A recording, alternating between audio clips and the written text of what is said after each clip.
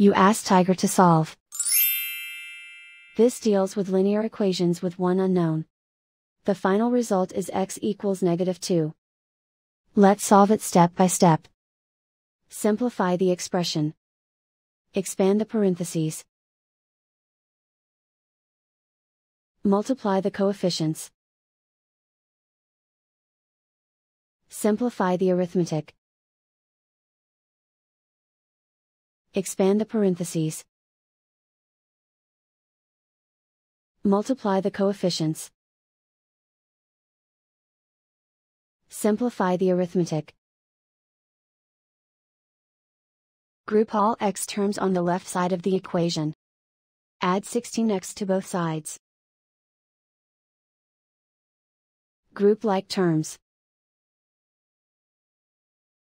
Simplify the arithmetic. Group like terms. Simplify the arithmetic. Group all constants on the right side of the equation. Subtract 16 from both sides. Simplify the arithmetic.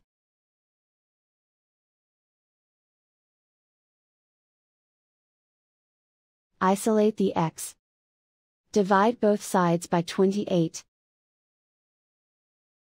Simplify the fraction.